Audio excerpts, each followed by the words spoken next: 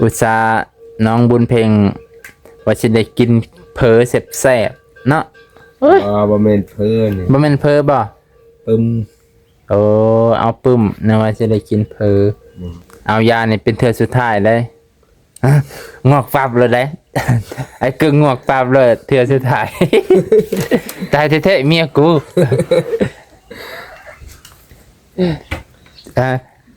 อวยพรให้เพิ่นอวยพร แล้วนั่งรออย่าพลาดนะเทื่อสุดท้ายเลยได้นี่คิดหนักแล้วคิดหนักแล้ว คิดหนักได้คือสุดท้าย บ่น้องคิดตัวว่าข่อยสิไปเอาอยู่พุ่นน่ะเทื่อสุดท้ายความหมายเลยฟังดีๆข่อยสิไปเอาอยู่พุ่นน่ะเทื่อสุดท้ายแล้ว พอเจริญให้เจ้าอยู่ดีมีแฮงความเจ็บอย่าให้ได้ความไข้อย่าให้มีเด้อนอนหลับให้ได้เงินหมื่นนอนตื่นได้เงินแสนแบนให้เกลนี้โทษอย่าไปมานผ่านให้ชีวิตอายุมันขอนยืนเด้อพอเจริญเด้อ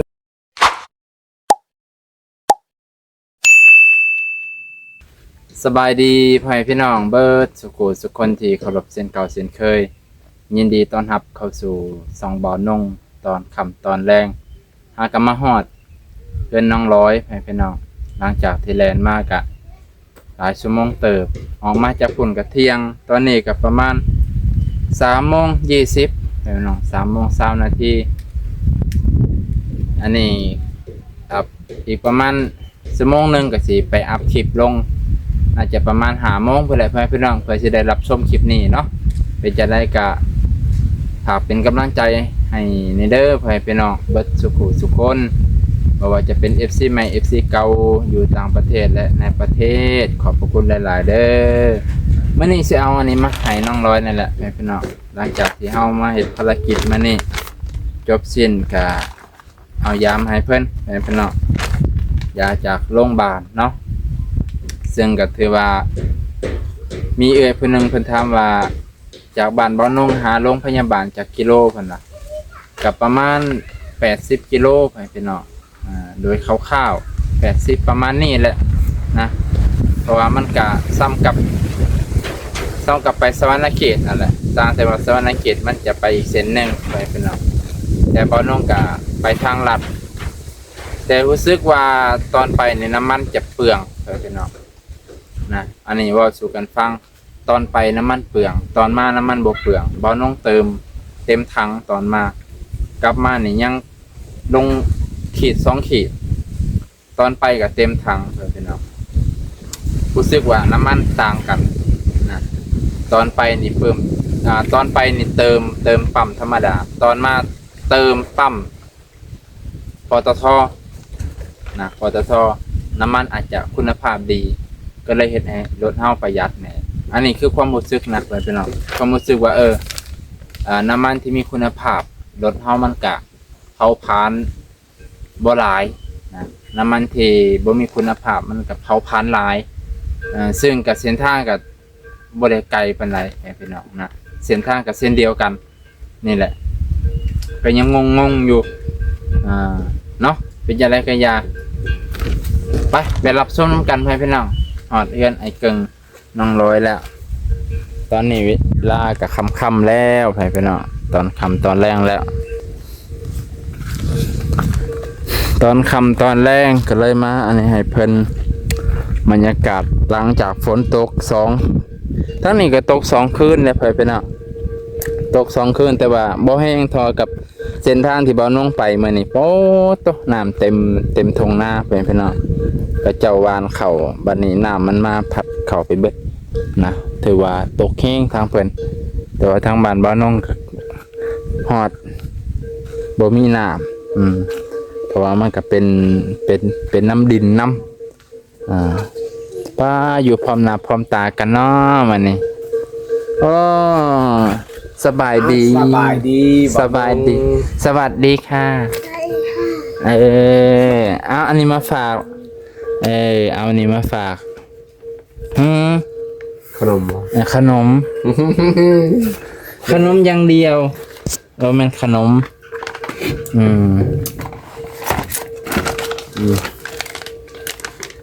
เอาแล้วจะเฮาเลยมักอยู่บ่ยาแบบนี้ มันเป็นยาตัวเก่าครับบอก ยาตัวเก่าอันแหละ ให้น้องลอย ให้น้องลอย พอเจริญ ป้าได้ขนมทงใหญ่แท้กินเบิดอยู่บ่ใส่เสื้อทั้งปีนี้แหละบุญเพลงนี่ โอ้ยแม่ก็บ่เบิ่งนะลูกใส่เสื้อทั้งปีนและทั้งไง เรียกว่า ทั้งพ่อทั้งแม่นั่นแหละโอ้ย ว่า ฮะ เรียกว่าไปเอาใครมาเช้านี่ว่า โอ้ยข่อยให้เผาไปตั้งแต่ตีห้า ไป สิมาเอาเจ้าอีกโอ้ย เอาลูกตีสองคน ไปเห็นยังการเขียดบ่ ว่าแล้ว นั่งถาเจ้า เอาโอ้ยเขาคือเทน่าอย่ามาติแถลงเว้า มีพัญญาเว่าอีกเนาะ ตื่นยังมาตีสองนะมาไปหาการเขียดเพราะได้อยู่บ่เขียดกบ บ่นะบ่มี ก็คือกับพลทำอิฐเนาะ คนตำบิดเขาคนก็บ่มีเครียด มีแต่กบบ่มีอึ่ง กบสองโตผักให้บ่ลาว ช่องโตจะได้เต็มมันนั่นอยู่น้องร้อยเอาให้เบิ่งอยู่ มาพูดอันนี้ก็กินเอง เต็มยังก็เต็มกระสอบ สอบ เมื่อก่อนเพิ่นแจกบ่อยู่โรงเรียนอ้ายว บ่เว้น บ่เห็นบ่บุญเพลงอุตส่าห์ห่างท้องไปกินแล่นห่างท้องไปกินแนวแซ่บๆเพิ่นบ่มาเลยบ่บุญเพลง มา อันเมื่ออื่นอาจารย์ข่าวอยากมาฮือบาเราบอกแจงแล้วมื้อนี้นะ มื้อนี้เพิ่นมาบ่ มาเหมือน บาลาเพิ่นมา มาเราว่าหำบ่มื้ออื่นวันจันทร์นั้น คันบ่มื้ออื่นกับวันจันทร์หน้า บ่ว่าวันจันทร์นั้นเมื่อวานนี้นะแล้วสิมาแล้วเลยเราว่าคอยติดโทรศัพท์ เจ็ดเรียกนะ แม่น บ่ว่ากันงานไผงานมันเพิ่นก็ติด มื้อ ธรร อื่ ม นเนี่ย ดา อาจารย์ยังข่าวอยากมาฮือ มื้ออื่นอาจารย์นะคาเวียกอาจารย์สอนคาเวียก แม่น มื้อฮือ มาฮือ ไอ้ที่เป็นงานดองแหละตามเบิ่ง เงินดองวันคานมื้อนี้บ่ พุธประหัสวันประหัส มันประหัสพุ่นเนาะ แม่น อืม เราสั่งความให้คอยบอกอาจารย์อยู่ โอเค แล้วก็เจ้ามาบอกบัดนี้คอยบอกเจ้าเลยเจ้ามาบอกอาจารย์อยู่นี่มันบอกเจ้ามือฝุ่นกระบอกมันจะหนักตะแรง บอกอาจารย์หน่อยนะ อาจารย์ลา อาจารย์ล่ะคันเห็นหน้าก็สิบ่คันบ่เห็นหน้าก็บ่ได้ขี่รถไปบอกเลย แล้วก็เจ้าก็เซ็นหาบ่าวลาวว่าจักโมงสิมาเพื่อจะอาจารย์สิถาม สิทาเพิ่นได้ยังก็ทาไปเรื่อยๆแล้ว อย่างหน่อยเพิ่นก็มาฮอดประมาณ10โมง11โมงคันสิว่ากินเที่ยงก็11โมงคันว่ากินเที่ยงก็10โมงเพิ่นก็มาฮอด11โมงก็เตรียม12โมงก็อังเกิมเพิ่นก็บ่มาช่วยดอกขนาดมาหาเจ้าตอนนั้นจักโมง 10โมงครึ่ง นั่นขนาดว่าเพิ่นดิ่งมาตรงเลยได้หันขนาดว่าฝนฟ้าอากาศยังตกคันฝนบ่ตกเพิ่นก็สิมาไวอยู่ดอกอุตส่าห์น้องบุญเพ็งว่าสิได้กินเผลอแซ่บๆเนาะเอ้ย บ่แม่นเพิ่นนี่ บ่แม่นเผลอบ่ ปึ้ม เอาปึ้มนะว่าสิได้กินเผลอเอ้ย ปึ้มมาแจก เอาปึ้มมาแจกเนาะขอยก็บอกแล้วบ่าวลาวครับบอกอันน่ะคำสั่นก็ไปบอกอยู่บ้านครับให้อาจารย์ท้าจักโมงโอ้ก็สิได้ 10โมงแล้วคันว่าปึ้มก็ประมาณ11โมงบ่แม่นแนวกินได้แจกยามใดก็ได้นักเรียนก็หลายแต่23คนนี่แหละจื้อได้อยู่ อยู่โรงเรียนนี่บ่ 23และ13นี่แหละครูลาเว้าตอนน่ะเนาะไปพี่น้องเอ้ยมาตอนแรงมื้อนี้หั่นทางบ่ค่อยดีปานใดทางมันเป็นขี้ตมแน่ซ่าแล่นรถไว้บ่ได้เอายานี่เป็นเทื่อสุดท้ายเลยงอกปับเลยได้ ไอ้กึ่งงอกปับเลยเทื่อสุดท้าย ตายแท้ๆเมียกู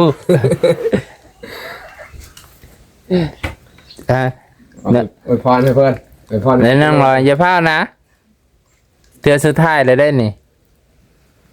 นั่งคิดหนักแหละ คิดหนักแล้ว คิดหนักได้คือสุดท้าย บ่น้องคิดตัวว่าข่อยสิไปเอาอยู่พุ่นน่ะเทื่อสุดท้ายความหมายเลยฟังดีๆข่อยสิไปเอาอยู่พุ่นน่ะเทื่อสุดท้ายแล้ว แล้วก็ไปเอาอยู่ไสบัดนี้ ต่อไปนั่นมาเอาอยู่ในเมืองเฮานี้ช่วงแล้วว่าวันนี้ เนี่ยนั่นบ่ สิให้หมอเพิ่นส่งยามาให้เลยเฮามีแต่โอนเงินให้ มันสบาย สบายถามหมอเมื่อกี้พอเจริญเพิ่นละถามให้แน่แต่กี้เฮาก็คิดหนักอยู่กล้าถามอยู่บ่เฮาเป็นคนเกรงใจเลยเนาะก็ยันเพิ่นบ่มีเวลาตอบ แต่ทานหมอเพิ่นก็ตอบดีได้ต้องเป็นห่วงโทรมาเบอร์นี้ยามนั้นก็ยังก็โอนมาแล้วก็เดี๋ยวสิส่งเครื่องไปให้ส่งยาไปให้อนุชิตสาขาอนุชิตชลบุรีเขียนสาขาไว้เขียนเบอร์ไว้เขียนคักแน่โอเคว่ะไล่ได้คันสิให้คุณเจ้าเฮ็ดเองก็บ่ได้คุณเจ้าก็บ่มีโทรศัพท์แต่บ่มีก็คือเก่าเฮ็ดบ่เป็น ต้องหนังสือก็บ่เป็น อ่านก็บ่ออกเขียนก็บ่ได้ต้องให้บุญเพลงใหญ่แล มีแต่กินกับลิ้น ต้องให้บุญเพลงใหญ่เนาะเริ่มเพลงเด้อตั้งใจเรียนเด้อเป็นที่ ได้เลยได้กอไก่กอกันได้ ได้เลยบ่กอไก่ขอไข่ขอควายงัวจะจอกซะเสือ ได้เลยบ่ ซ้อสร้างได้เก่งไปหากันได้เฮียนจากมือ จี บ่ฮอดเดือนครับ บ่ฮอดเดือนมาเรียนปิดท้ายเนาะปีหน้าอยู่ห้องเก่าเด้อปีหน้าอยู่ห้องเก่าแหละเฮาก็ เงือกเอา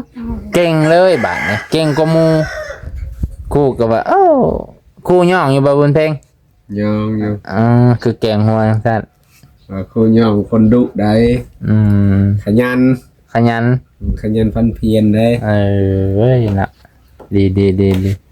ปีหน้าคันขี่รถถีบเป็นละถีบไปเองเด้อได้บ่ ถีบเงิน ได้บ่ถีบไปเอง เกิดว่าถีบ คันมีหมู่ก็ถีบไปได้อยู่ค่อยว่าคันมีหมู่ไปเนาะบ้านเฮาสิมีลูกผู้ใดไปพอสิแลนี่บ่ เพื่ออะไร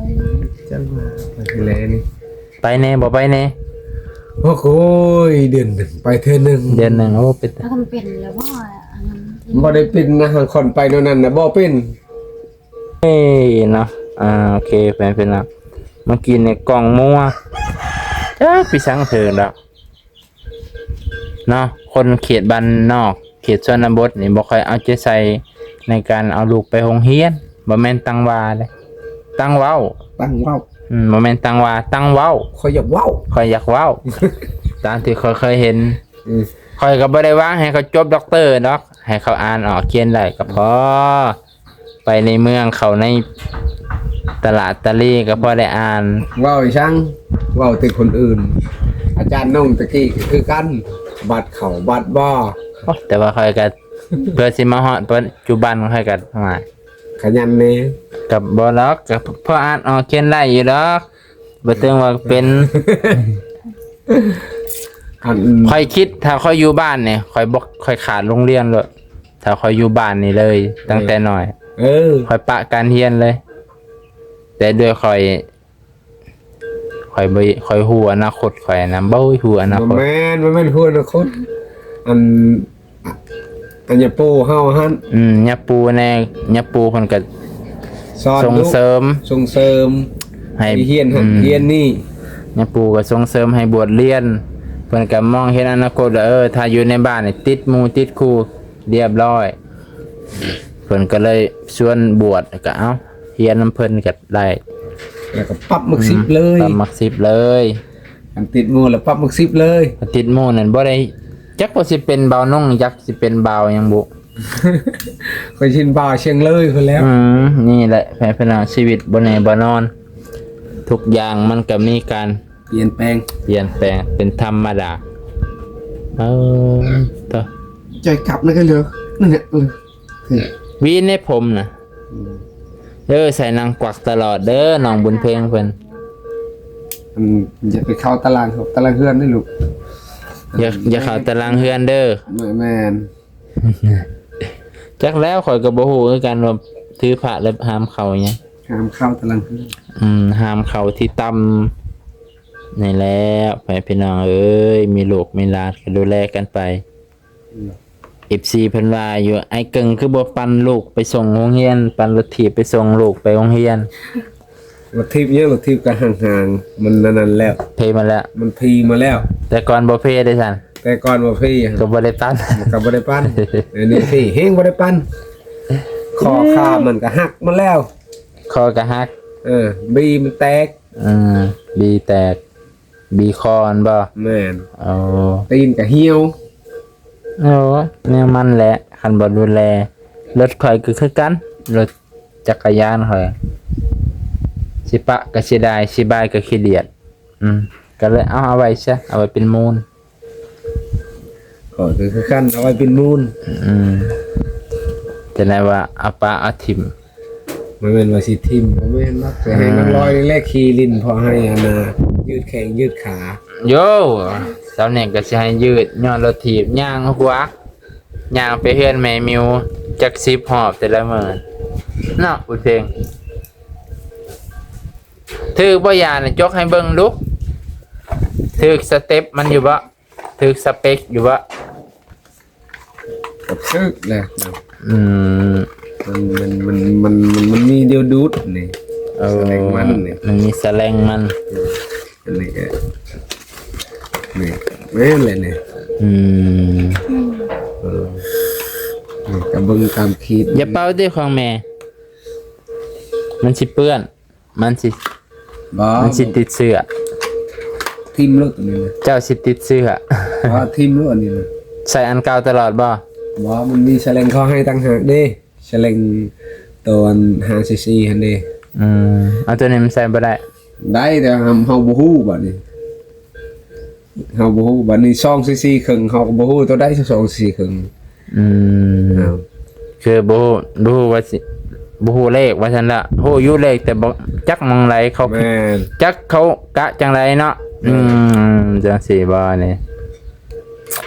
ข 50 นาดเวียดก็ จะ ยัง 200ซีซีบ่ แม่น เขาว่า200แม่นบ่ 2 cc 200ครึ่ง cc ครึ่งนี่ 200อันนี้100เพิ่นพี่น้องอันนี้100 200ก็ประมาณนี้แม่งอยู่มันกะบ่ได้200ก็พี่แล้วนี่พี่อันนี้200นี่คัน200ครึ่งก็นี่นี่ดิตัวเลขมันนี่ทั้งเทิงเลยเห็นบ่ บ่ โอ้ยนี่200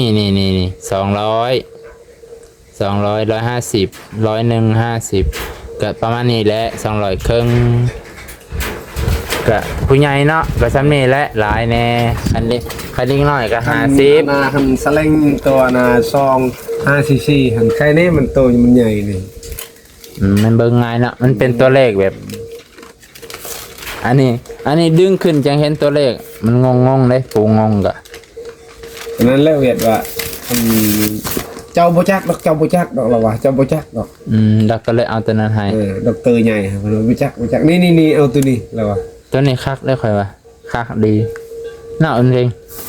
ดิ่งเนี่ยมันมอนฟืดมันเป็นคือแบบเป็นคือกับยามีราคานะ200ครึ่งเนี่ยเด้200ครึ่งเป็นขีดเอาไปป้อนลูกเล่นซะไปอันเด้บุญเพ่งย่ำซื้อนมมาแล้วก็ดูดนี่ขึ้นปื้ดแล้วก็บีบใส่ปากบุญมี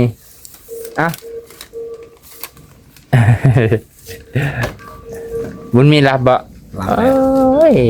เจริญนอนในเลยเพิ่นนี่ยามกลางคืนเรานอนบ่คันเรานอนค่ำๆไปเลย นอนว่าที่ค่ำว่าที่คืนเรายามเราจะนอนแล้วนอน ยันว่าคือเฮาเนาะ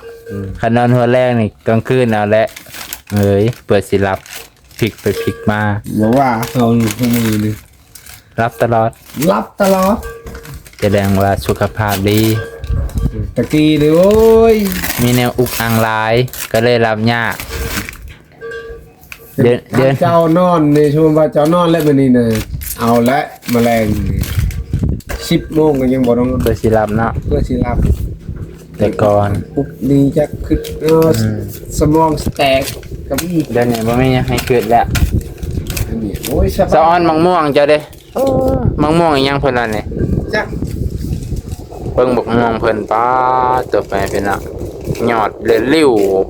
ไปตาให้งัวมาเด็ดนี่เนาะ บ้าว้าว แม่นแหละปลูกยามนี่พอดีเลยเนาะฝน แม่น มันอยู่ใกล้น้ำมันบ่ตายแล้วฝนมันก็อันนี้โอเคเพิ่นเนาะ เอาอวยพรหน่อยพอจะรุนเลย นางอวยพรอวยใส่เพิ่น ยับมาพี่ นั่งดีๆร้อย ยับมาพี่ อีร้อยอีหลาบุญเพ่ง ยับไปได้เหมือนกันเขาเฮงยับอยู่เลยนั่นจระจังฮะ ดาว เอาจระจังเอา นบมือขึ้นเด้อ เอาให้พอจะรุน สัพพี่เอาแม่น เอาพอจะรุนให้เจ้าอยู่ดีมีแห้งความเจ็บอย่าให้ได้ความไข่อย่าให้มีเด้อนอนรับให้ได้เงินหมื่นนอนตื่นได้เงินแสนแบนให้เกลนี้โทษอย่าไปมานผ่านให้เบียดอายุมันควันยืนเด้อพอเจริญเด้อให้ร่ำให้รวยบ่สวยจะเถื่อเด้ออายุมันควันยืนมันยืน สาธุแม่ บ่น้องก็ให้อยู่ดีมีแฮงความเจ็บอย่าให้ได้ความไข่อย่าให้มี สาธุ นอนร่ำให้ได้เงินหมื่นนอนตื่นได้เงินแสนแบนให้เกมนี้โทษอย่าไปมานพันให้เบียดอายุมันควันยืนเด้อให้ร่ำให้รวยบ่สวยจะเถื่อมันยืน สาธุอายุมันควันยืนเจ็บอย่าได้ไข้อย่ามี ให้ร่ำรวยถือหวย6โตเนาะบนเพ่งเนาะยังจะได้กินขนมแซ่บๆอีกเนาะโอ้ยตอนนั้นก็แซ่บได้แล้ววะพ่อแม่พี่น้องจะได้อำลาพาจากเพียงเท่านี้เมื่อนี้ได้แต่2คลิปพ่อแม่พี่น้องคลิปไปเอายากับคลิปมามอบยาให้น้องลอยก็บ่ได้ไปใช้เด้1มื้อก็เป็นทางไกลแน่แฟนพี่น้องจบเพียงเท่านี้กัน สบายดี สบายดีจ้าสวัสดีค่ะ บุญเพ่งเลยบุญเพ่งว่าจะได้กินหลับงัวเพื่อนพี่น้องสิไปแล้วเด้อบานนี่เด้อพากเป็นกำลังใจให้ในผู้ละเล็กผู้ละน้อยผู้ละร้อยผู้ละพันเนาะ ให้กำลังใจกดไลค์กดแชร์นั่นแหละขอให้หอด200 ไร่300 ไร่ 2,000 วิว 3,000 วิวเนี่ยเด้อเห็นพี่คนหนึ่งว่าคอยหอดล้านวิวเนาะโอ้ยสาธุเนี่ยให้หอดจะคลิปในเถอะจากว่าเป็นว่ารวมๆกันกับบูคือกัน มื้อนี้บ่าวน้องก็สิจบเพียงเท่านี้ก่อนแฟนพี่น้องปลาลุงสิได้กลับแล้วมื้ออื่นจังว่ากันใหม่มื้อนี้สวัสดีครับสบายดีสุขทุกคน